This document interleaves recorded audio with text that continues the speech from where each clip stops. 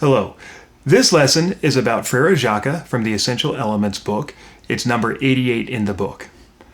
Frere Jacques is a round, and what that means is that you have more than one player who plays the exact same thing, but they're offset in time. So one person starts and plays for a little while, and then the next person joins back at the beginning, and they go along playing the exact same thing but at different times.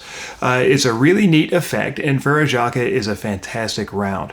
I'm going to go ahead and cut over to a performance of me doing both parts of the round, and then we'll come back and talk about that a little bit. There will be a play along section in the video where I only play one part so that you can play along, and if you play cello or bass, take a look in the comments section or in the details section. There are links to supplemental videos for cello and bass, even though the main lesson on Frere Jacques is right here. If you play viola, I think it's similar enough to the violin that you should be able to just use this one. Okay, so here's a performance of Frere Jacques with both parts. And so I'm going to go ahead and play through Frere Jacques for you. This first time through, I'm going to have both parts here. If you'd like to do something like that by yourself, you can try the a cappella app on your phone or tablet. It's pretty neat. At the end of the video, I'm going to put just the first part by itself so you can play along with that for practice if you'd like to. I'll put the time, down here in the window for you so you know where to go to find that.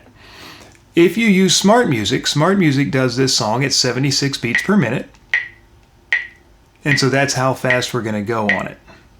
Remember, if you're doing the play along, the second part comes in measure 4.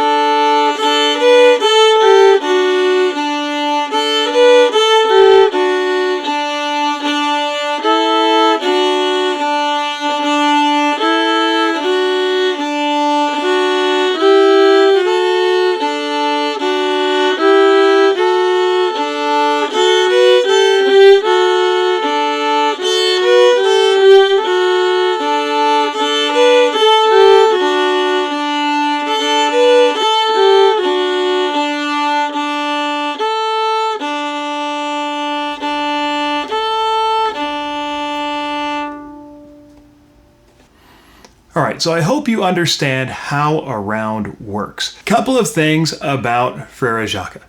Number one, it's based on a D major scale. So before you start to practice this, make sure you've played your D scale. I hope you know your D scale.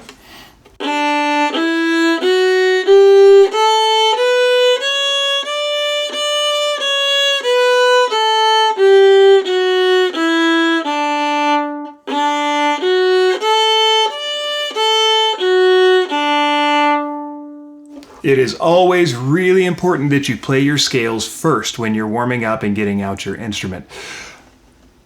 Always include the arpeggio in the scale because arpeggios are very, very important. Your music is made of scales and arpeggios, so remember that when you're warming up. In fact, number 87 in the book is scale warm-up, so if you want to play through that first, it would be a good idea. The other thing you need to realize about Frere Jacques is it is a fourth finger song. So an exercise that I really love for warming up fourth fingers and making sure they're going to be accurate, I call it dexterity. Some people call it a 5-finger exercise because you're using all your fingers. Some people like to start on their open D string. I like to start with all 4 fingers down. I think it's a little more accurate. So this is a really good warm-up also before you start working on Frere Jacques, just to get your 4th finger accurate. Play your open A. Match your 4th finger so that you have the same note, and then this exercise.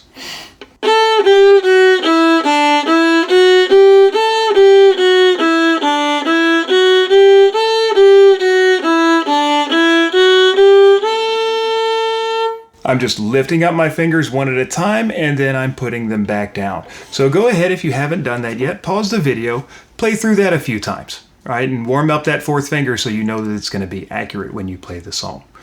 When you get into Frere Jacques, Count with me up to the sixth measure, 1, 2, 3, 4, 5, 6.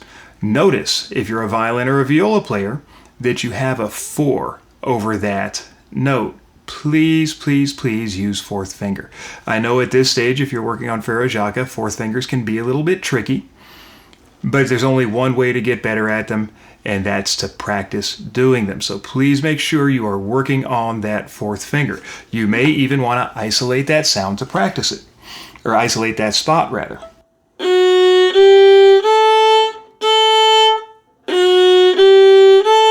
Just play those 3 notes and then pause.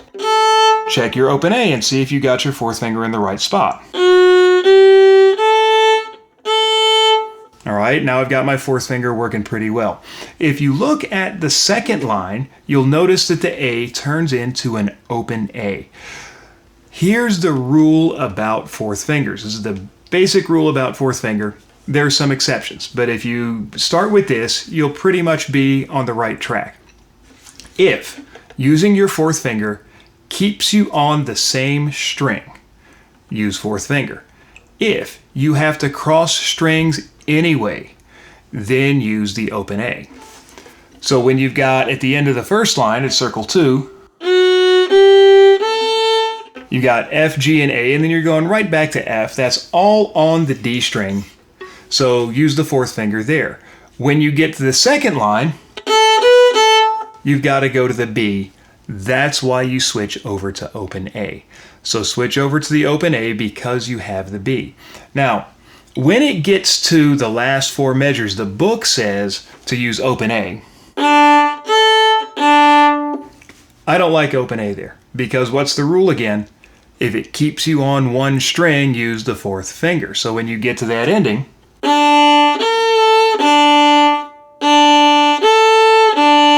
go ahead and use fourth finger. Just keep the whole thing on the D string. Couple of tips to remember about using fourth finger, and this is true for every instrument, even though I'm demonstrating right now on a violin. It's the same for viola, but you know, the idea is the same for cellos and basses as well. To be accurate in your fingering, you've got to keep your fingers over the string. Here's the main mistake I see that people end up messing up their fourth finger. They hold their hand like this, instead of holding the hand like this. So when I get to circle number 2, where is my pinky? It's in place, ready to go. I don't want to do this. I don't want to do this. I don't want to, I see people do this sometimes. Any kind of having your pinky finger not over the string is going to make it really hard to play those fourth fingers. So you may find yourself having to do this if you've developed a habit of curling up your fourth finger. Let me get my F sharp ready. I need to get that fourth finger back over the string. Where is my pinky is the question you want to ask. Okay, now I'm ready to play. Oh no, it lifted back up. I see kids do that all the time. Bring it back down. Try to relax. Lift it up again. Pause. Bring that pinky back into place. I've gone back to the F. Oh no, I've lifted it up. I'm going to bring it back down. Over time, you should be able to get more comfortable with that. But for now, when you're practicing it, take a moment, pause, check your pinky. If it gets out of position, just freeze, put it back in place, and then continue. Right? Getting that fourth finger under control is a really important skill. All right? So those are the main tricks in... Okay, the next spot that gives kids trouble in Frere Jacques is getting those eighth notes. And it's really the string crossing that gets them at the beginning of the second line. Right there. And it does that twice in a row. So on the bright side, once you get it the first time, then you've got it. You just got to do it twice in a row. All right, here's a couple of tricks to help you get those eighth notes. The first one is, what is your G finger doing while you're playing the other notes? It's similar to the fourth finger problem. People do this. They open up their hand instead of keeping their wrist turned around, and then the G finger is out of place. Look at where my G finger is. Am I going to be able to get across quick enough to play that G note? No way. Now I'm ready to play the G note. So what you might need to do to practice if you're having trouble getting that G is do like this. Freeze. Put your G finger in place and then try again. No, my G finger's out of place. I'm freezing. I'm going to put it back in place. I'm going to keep going on that, but I'm going to try to think ahead. That time I had my G finger in place for the string crossing, and it was much, much easier to play it. All right? So don't be afraid to just work on those little spots. Where is my pinky? Is my G finger ready to cross over to the D string in that faster part? All right? Those are the main things with Frere Jacques. Hope this video has been helpful for you. Make sure you're practicing your instrument here while you're at home. And again, if you're a cello or a bass player, look in the video description for links to supplemental videos that they only do a couple of things that are specific to the cello and bass. For viola, all the same things I talked about with violin are the same. You just scoot it over a string. All right, thank you and keep practicing.